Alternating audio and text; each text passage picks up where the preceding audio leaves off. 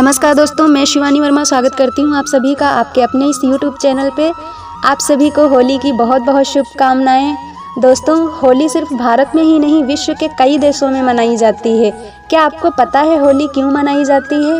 भगवत पुराण में भक्त प्रहलाद की बड़ी सुंदर कथा है। होली त्रिलोकीनाथ श्री हरि विष्णु और उनके प्रिय भक्त प्रहलाद के सम्मान में मनाई जाती है। आज मैं आपको वो कथा सुनाती हूँ।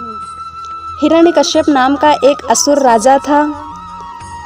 वह बहुत ही अधर्मी और अत्याचारी था। उसने घोर तपस्या करके 5 वरदान प्राप्त कर लिए। उसे ना कोई मनुष्य मार सकता है, ना कोई जानवर। उसकी मृत्यु न घर में हो सकती है, न बाहर, न दिन में, न रात में, न किसी अस्त्र से, न किसी शस्त्र से। न उसे जल में मारा जा सकता है, न धरती पे और न ही आकाश में। ये 5 वरदान पाकर उसके अत्याचार और बढ़ गए। तीनों लोकों में हाहाकार मचा दी। मंदिर की मूर्तियाँ तोड़वाकर अपनी मूर्तियाँ स्थापित करवा दी कि वही परमेश्वर है, लोग उसी की पूजा करें।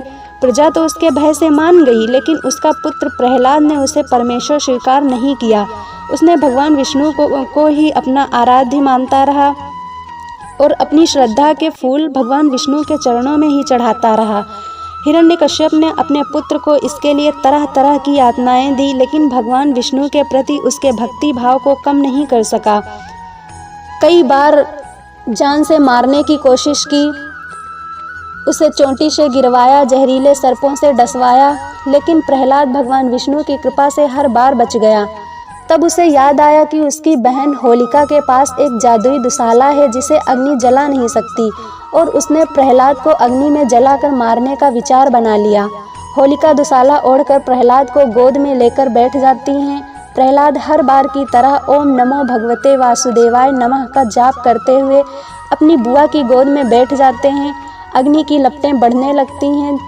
तभी एक हवा के झोंके से वो दुशाला उड़कर प्रहलाद पर गिर जाती है और होलिका जलकर भस्म हो जाती हैं।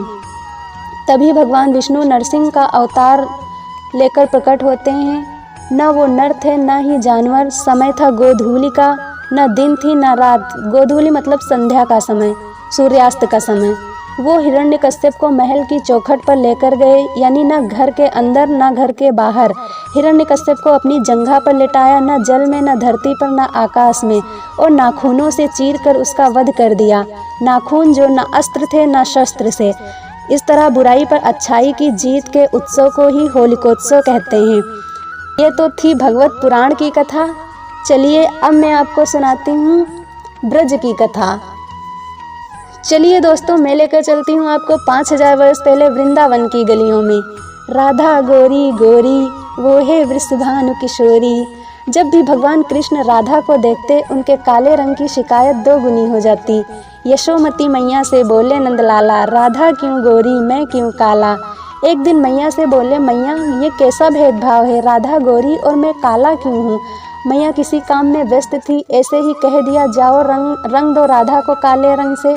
और भगवान कृष्ण मुट्ठी में रंग लेकर चल देते हैं राधा रानी को रंगने। दोस्तों, कहते हैं इस तरह से ब्रज में होली मनाई जाने लगी। एक बार फिर से आप सभी को होली की हार्दिक हार्दिक शुभकामनाएं। धन्यवाद।